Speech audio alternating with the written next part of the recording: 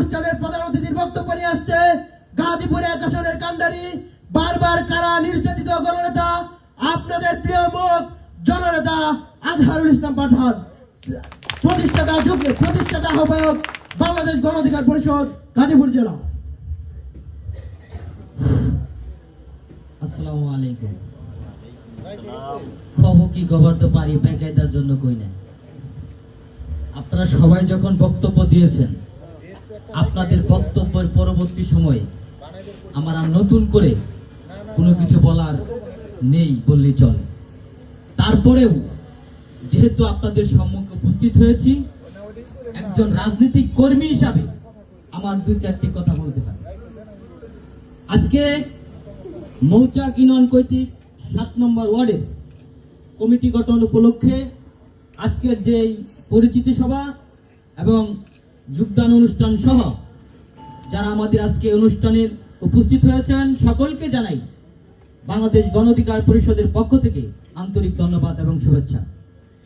আজকে অনুষ্ঠানের সম্মানিত সভাপতি উপস্থিত, গাজীপুর জেলা গণ অধিকার পরিষদের সম্মানিত যুগ্ম সদস্য সচিব আজিবর ভাই উপস্থিত রয়েছেন। আমাদের গণ অধিকার পরিষদ গাজীপুর জেলার সম্মানিত যুগ্ম সদস্য সচিব মাইদুল ইসলাম মামুন উপস্থিত রয়েছেন।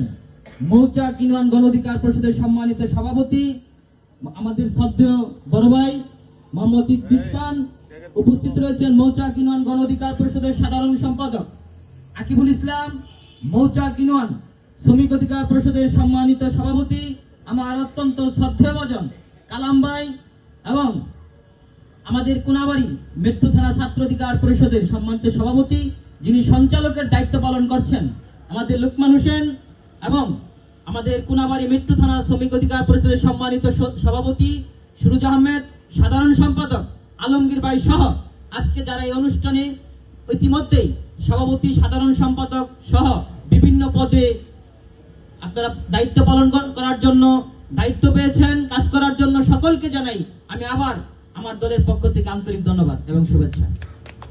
প্রিয় নেতৃবৃন্দ, আমরা গত 5 আগস্টে একটি অভ্যুত্থানের মধ্য দিয়ে একটি অন্তর্বর্তী সরকার গঠন করার সুযোগ পেয়েছি। আর সেই অন্তর্বর্তীকালীন সরকারের যিনি প্রধান উপদেষ্টার দায়িত্ব পালন করছেন, উনি বিশ্ববিখ্যাত অর্থনীতিবিদ এবং পৃথিবীতে একজন সম্মানিত ব্যক্তি ডক্টর ইউনূস সাহেব, তিনি বর্তমান বাংলাদেশের দায়িত্ব পালন করছেন। তিনি কোনো রাজনৈতিক দলের নেতা নয়, আমরা এটি স্পষ্ট ভাষায় বলে দিতে চাই। উনি অত্যন্ত সম্মানিত ব্যক্তি এবং সম্মানের সহিত আগামীতে যে নির্বাচন হবে সেই নির্বাচনের মধ্য দিয়েই তিনি তার পদ থেকে সরে দাঁড়াবেন।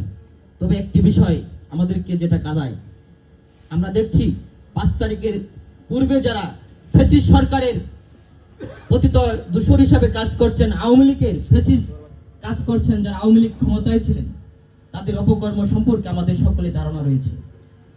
তারা এমন কোন অপকর্ম নয় বাংলাদেশে তারা সুসংগঠিত করে নাই, কিন্তু 5 তারিখের পরবর্তীতে আমরা দেখতে পাচ্ছি আবার কেউ কেউ ফ্যাসিস্ট হওয়ার চেষ্টা করছে।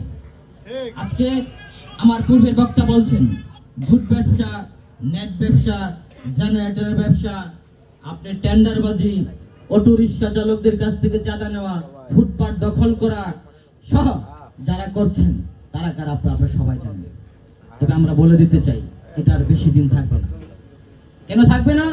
দেশের মানুষ এখন সচেতন, মানুষ চায় তার নিজের অধিকার আদায় করার জন্য। আমরাও চাই আমাদের অধিকার কিভাবে আদায় করতে হবে। আমার পূর্বের বক্তা বলছেন আগামীতে যারাই নির্বাচন করেন না কেন, যারাই ক্ষমতা আসেন না কেন, আমাদের সাথে কম্পিটিশন করে, আমাদের সাথে প্রতিদ্বন্দ্বিতা করে আপনাদের ক্ষমতা আসতে হবে। আপনাদেরকে স্পষ্ট ভাষায় বলে দিতে চাই, আমরা বর্তমান সময়ে বৈষম্য শিকার হচ্ছি। তবে এই বৈষম্য শিকার আমরা বেশি দিন থাকবো না। আমরা আমাদের দাবি, আমরা আমাদের অধিকার আপনাদের সকলকে সাথে নিয়ে ইনশাআল্লাহ আদায় করে নিব। এই অভ্যুত্থানে আমাদের যেরকম অংশগ্রহণ ছিল, আমরা এই আন্দোলনে অংশগ্রহণ করে গুলি খেয়েছি, আমরাও শহীদ হয়েছি। অতএব আমাদের যতটুকু অধিকার রয়েছে আপনাদেরও সেই অধিকারটুকু রয়েছে। আপনারা জুট খাবেন, নেট খাবেন, আর আমরা আন্দোলন সংগ্রামে যারা অংশগ্রহণ করেছি তাদেরকে বাদ দিয়া দেশে আবার স্বৈরাচার ফ্যাসিস্ট উত্থান হবে, এই দেশে আর সেই সুযোগ নেই।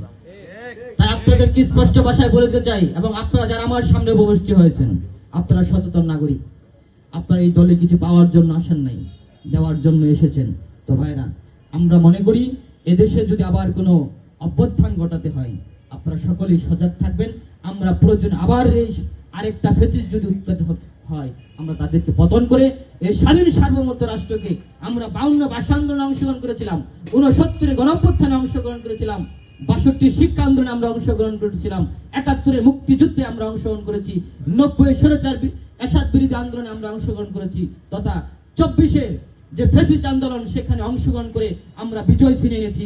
অতএব আগামীতেও যদি কোনো বিজয় ছিনিয়ে আনতে হয়, আমরা রাজপথে রক্ত দিয়ে আবার বিজয় ছিনিয়ে এনে এদেশের মানুষকে পুনরায় গণতন্ত্র ফিরিয়ে দেওয়ার জন্য যা যা করণীয় তা আমরা করব। আওয়ামী লীগ তো আওয়ামী লীগের সাথে ভারতের সুসম্পর্ক ছিল, তাই তারা ভারতে পালাতে পারছে। আমরা চাই এদেশে আবার কোনো ফেসিস্ট উত্থান না ঘটুক, তাদেরকে দেশ ত্যাগ করতে না যেতে হয়। আমরা সবাই পারস্পরিক সুসম্পর্ক রেখে আমরা দেশকে পুনর্গঠন করতে চাই। এদেশের নাগরিক হিসাবে আমাদের যতটুকু দায়িত্ব, আমরা যতটুকু প্রাপ্য, সেটুকু যদি আমরা পাই, আমরাও চাই সকলের সাথে সুসংগঠিত ভাবে, সকলের পারস্পরিক সুসম্পর্ক রেখে আমরা দেশে বসবাস করতে চাই। তবে আমাদের গায়ে পাড়া দিয়ে যদি কেউ এই কিছু করতে চান, এই দিন আর নাই, আমরা কাউকে ছাড় দিব না। আমরা অন্যায়ের প্রতিবাদ করব। আমাদের কোনো নেতা কর্মী আপনাদেরকে বলে দিতে চাই, আপনারা ন্যায়ের পক্ষে থাকবেন, সবসময় সত্য সুন্দরের পক্ষে থাকবেন। ন্যায়ের পক্ষে কাজ করতে গিয়ে যদি আপনারা বাধার সম্মুখীন হন, অবশ্যই আমরা সেটা মোকাবেলা করব। এদেশে কোনো অন্যায়, অনিয়ম, দুর্নীতি, টেন্ডারবাজি আমরা আর বরদাস্ত করব না। আমরা এখন কথা বলতে শিখেছি, আমরা তরুণ, আমরা বলে দিতে চাই 24 গণ আন্দোলনের আমরা সবাই মুক্তিযোদ্ধা। অতএব মুক্তিযোদ্ধারা কখনো হেরে না, ওনারা হারায়। তাই আজকে যারা এই অনুষ্ঠানটি